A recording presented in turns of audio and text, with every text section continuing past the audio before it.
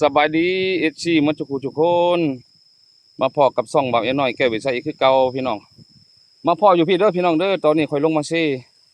ข่อยก็พาลงมาเซ่มาเบิ่งกันเขาเจ้ากวาดมองเอาปลาพี่น้องนี่แหละทีมงานทองดำปะถ้าไปเบิ่งนํกันจุเพิ่นสิมานบ่หรือว่าแนวใดสิได้บ่แนวใดก็ถ้าไปลุ้นเบิ่งนํกันเด้อเพิ่นกำลังกวาดอยู่พี่น้องเลยฮะปะบ่ระยะห่างบัดนี้ไปเบิ่งเพิ่นกวาดมองพี่น้องนี่ฮอดบอลเพิ่นกวาดมองกันได้พี่น้องเอ้ยนี่เพิ่นกำลังดึงดางเพิ่นเข้าอยู่พี่น้องเอ้ยถ้าไปรุ่นเบิ่งนำกันจักหน่อยเพิ่นสิมานบ่บาดนี่นะสิได้บ่ถ้าติดตามเบิ่งนำกันเด้อเด้อโอ้ดางเพิ่นนี่ยาวเนาะดางนี่เนาะโตถือว่ากวาดบาดนี่ฮะเต็มหมักแล้วได้นี่เนาะดางกับดางยาวนี่ถือว่าดางกับดางถี่อีกตัวน้อยตัวใหญ่นี่บ่ได้เรือได้นี่ต้องได้ฮุบขึ้นใส่นำกันหมดมึงดูนี่ดางเพิ่นนี่ไอ้ผู้นี่ดางเพิ่นดางที่ดีเลยนี่ฮอดกุ้งพุ่นแล้วนี่เนาะขึ้นโดยผู้เพิ่นขี่เรือไปฝากนั่นได้นี่สิกวาดขึ้นพุ่นบ่โอ้ยเห็นได้ข่อยสิไปฝากนั่นได้เนาะบัดนี้น้ำบ่ลึกบ่นี่โดย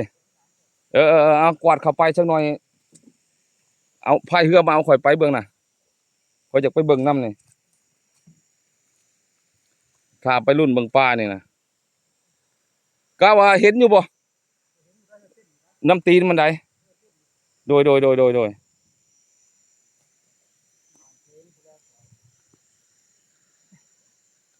ือกเติบบ่น้ำนี่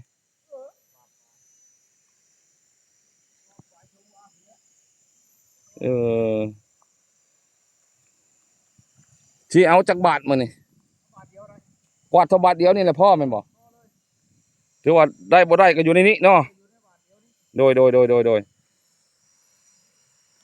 ข้อยก็สิถามรุ่นเบิ่งนำพวกเจ้านี่โดยถ้าเก็บปลาน้ำเพิ่นพี่น้อง FC ทุกคนเลยมาเด้อพี่น้อง FC ทุกคนเด้อมาเก็บปลาน้ำเพิ่นนี่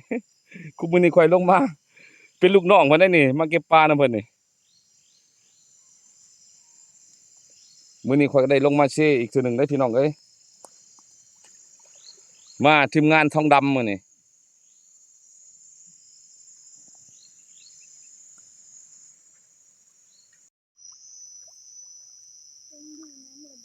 ถือว่ายาแล้วบ่เอาเฮ็ดตึกบัดนี้ยังเอาบาทนึงแล้วก็ห้าวดังบาทเอาอีกบาทนึงแล้วก็ห้าวดางเข้าเนาะดังเลยบาทอืมโอเคดางก็หอมเข้าเลยได้พี่น้องเอ้ยถ้าเบิ่งปลาในตีนดางบัดนี้ถ้ารุ่นเบิ่งนํกันเด้ออีซี่เด้อ ไปแข่ง หอยแครงบ้านเฮา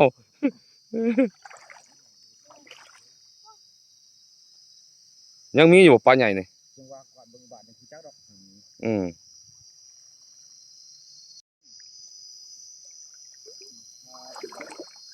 อืมมีฮอดตีนดังเลยดังเลิกเอาไปข้างนอก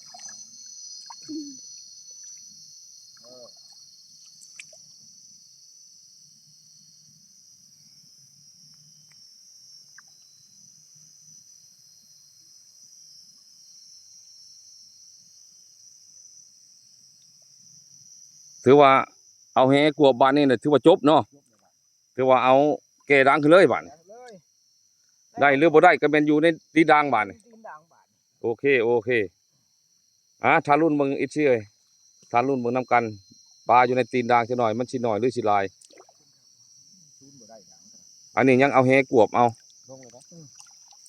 เอาห้าวบ้านนี่ยังตับตีนเนาะปลาอันใดอยู่เนาะบ่วัวค่ำจักหน่อยหักพ้นนี่วันที่10พุ่นน่ะเข้าแต่ตอนนี้มันมืดไว้ซื่อฟังข่าวเมื่อคืนนี่มันว่าวันที่10เข้าระบบปลาใหญ่ ดีได้อยู่หักบ่หลายรุดเก่าแล้วบัดนี้นี่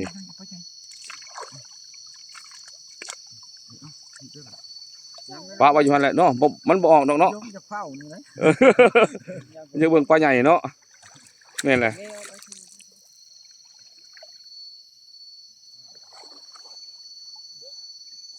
พูดเอาไปฮอดตีนด่างพุ่นฮอดแคมด่างพุ่นแล้วปลามันสิเพื่ออยู่แถวนั้นล่ะ เราดังน้ำเงี้ยเลย อืม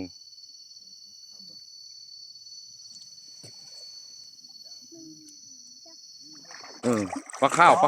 ได้ครูเลยเด้ได้ครูเลยเด้ครูมันต้องเป็นครูได้ตัวนี้เฮียอะไรนี่เด้ได้ครูเลยพี่น้องเอ้ยเด้นี่เด้นี่ เลือดพร้อมมาเจ็บดอก นี่บ่แม่นกว่าตัวกินนี่บ่เลยซ้ำกันเนาะ ช่องไอ้น้อง ต่อยบ่ตัวผู้ตัวแม่เด้อันนี้ปลาน้อยนี่ปลากดนี่เห็นปลากดตัวเดียวปรากฏอยู่ในกลางปลาหลายต้องออกสงสัยอันคิรินอันทมเนาะของเขาเอากี่ทรายอันถอกเสร็จแล้วมันทมมัน หลายแผลแล้วมัน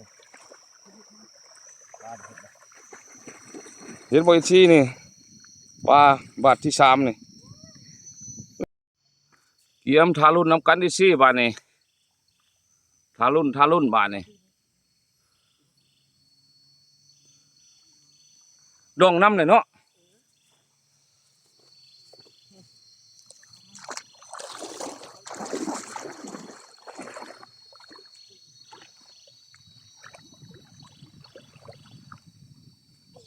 ปุ๊บขึ้นเลยปะน้าเอานี่พูดตรงเลย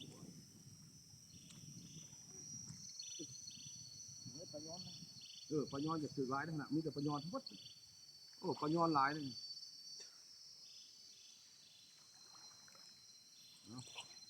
เอาหินขึ้นมาโดยเอา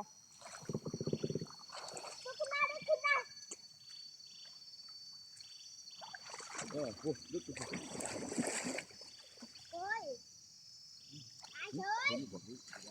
มองแล้วบ่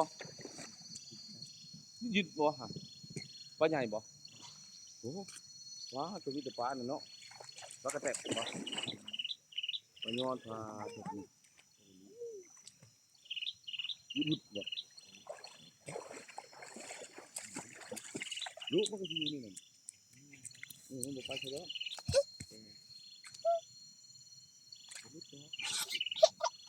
บอก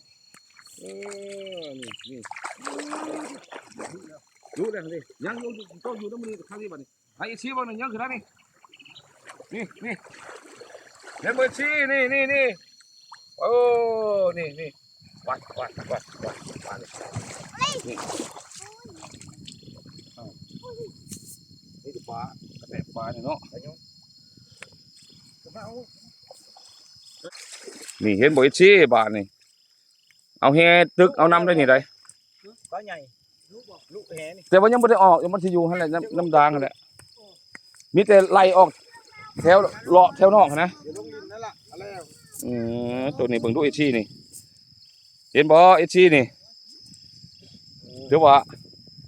แต่ว่าอันด่างหั่นน่ะยังบ่ทันได้เอาเข้าคุ้งจะพังได้พี่น้องเอ้ยอันนี้เอาแฮตึกเอาน้ำนี่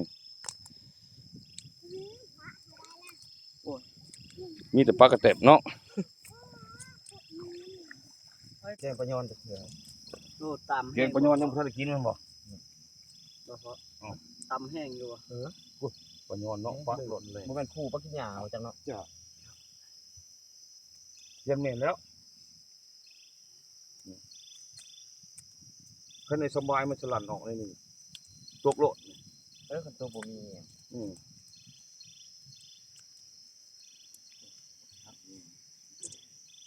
ว่าตัวสิปะหักเงียงนี่บ่แห้ง บ่ฮักก็ได้พอยไปเขาถ้วยตักเอา น่ะ ขายแต่ก็บอกเขาเลย ปลาบ่หักเงียงได้เด้ ปลาหังเงี้ยหมดแล้วปลาหังเงี้ยหมดแล้วยังแต่ตัวบ่ฮัก นี่แหละ อย่าลงไกลเด้ออย่าลงลิ้นเด้อ ตักโตก็อยากรอดเนาะนี่ปลาย้อนเนาะ ถ้าลงไปเอาป่า เด้ลูกลูกต้องไหมลูก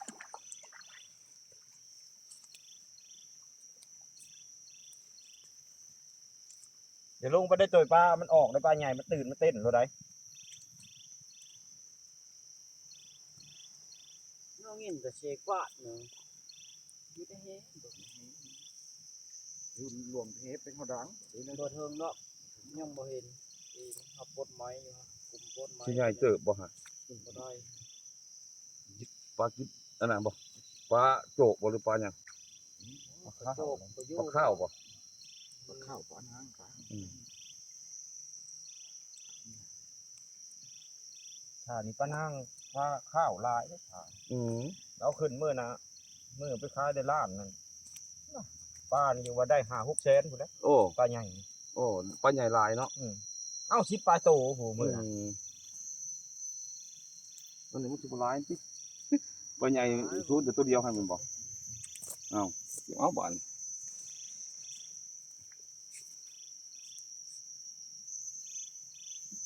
ถ่ายเบิ่งก็ได้ยอดวิวเลย อืม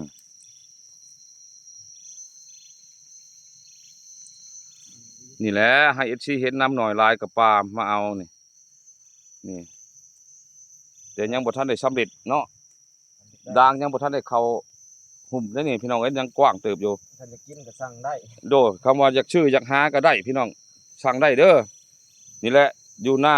ทองดำ ต่อมาโลด แต่ว่ามักอยากชื่อเป็นกิโลขายเป็นกิโลให้ต้องการเป็นพูดกับเพิ่นเฮ็ดเป็นพูดขายให้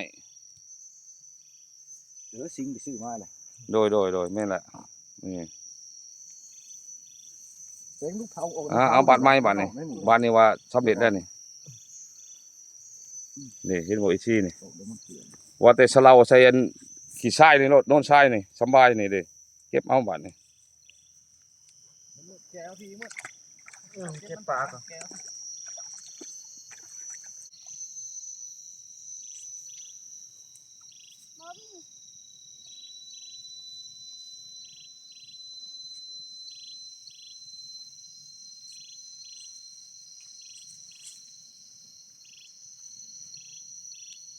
ตัวบุ้มแบบมันเขาหำคือกูมันนี่เหี้ย ดูน่ะ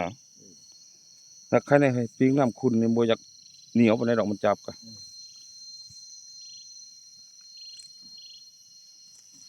เด้บ่แม่นตัวใหญ่บ่ตัวน้อยเนาะนะเอาแหลงไปเอาอีกบาทนี่สารุ่นมึงอีกเด้ออีซี่ทุกคนเด้อเอาแหตึกอีกได้บาทนี่ก็ดีเจอดางยังอยู่อันนั้นเติบโหยังบ่ได้กวาดเข้าดางนะแต่ปลาถึกในตีนดางก็หลายแล้วพี่น้องเอ้ยปลาใหญ่หัดสิอยู่หั่นแหละหยุดโดนมันบ่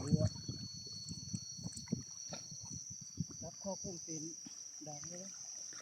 รับลายด้วยสี ใครอยู่ดอกเคยหาปลาเลยหูจักวิธีปลาน้อยปลาใหญ่ก็ฮู้มันถึกแฮ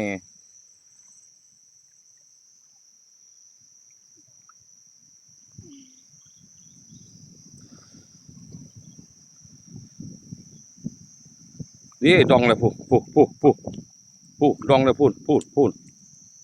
ดองแล้วไอ้ชี้เอ้ยพูดอ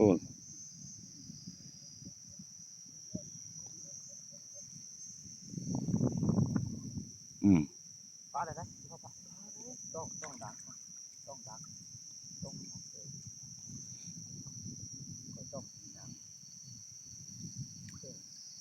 ้องปลาที่จังหมอกปลาตรงนู้น ปลาอะไรห้ามเอาบ่ จับปลาขอบ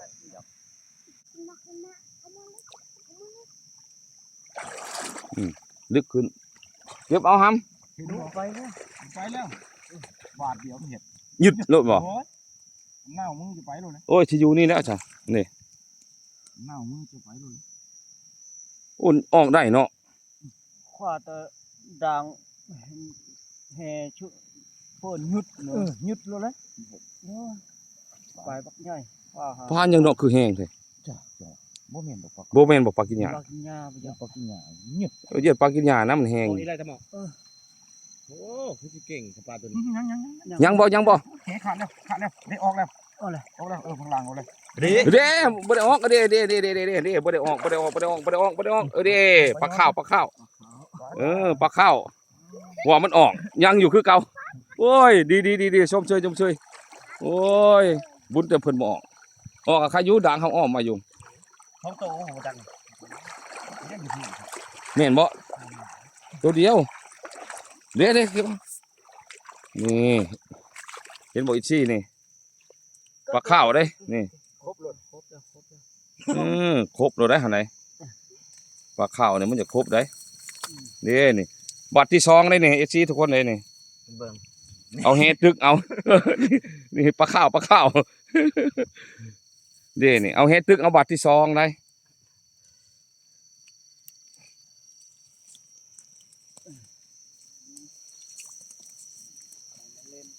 คือบัดที่2 เอาดัง ปลากระฮึกแน่ หามอย่าลงไปใกล้ เอาเห็นบ่เอาเห็น เอาข้าวหอม เห็นบ่อีซี่ทุกคนนี่กำลังห้าวด่างขึ้นนี่ปลามีแต่ปลาย้อนในถือกอยู่ในด่างอืม ที่อยู่ตีนอันเนี้ย นี่ป้าให้อีซี่เบิ่งน้ำก่อน เด้อตัวเด้อ โอน มันกัดมือแล้วมันสวมมือเลย เห็นบ่อีซี่ ปลาคอไง โอน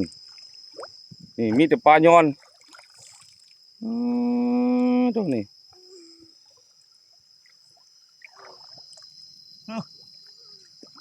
นั่น เป็นอะไรอยู่ตีนมัน โอนในลุงเหรอ เอาดึงขึ้นบาดนี่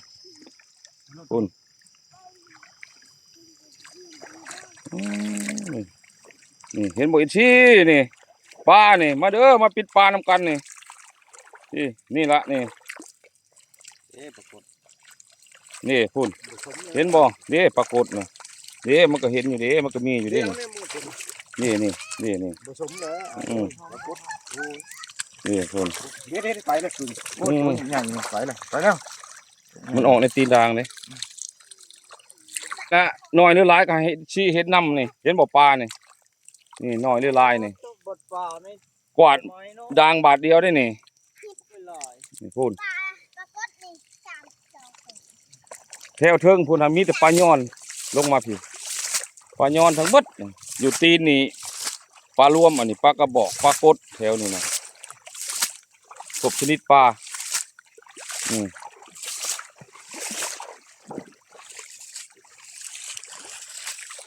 นี่แหละปลาสด อืม ที่มันปลาคอตัวนี้นะต่ำเหกว่า เออ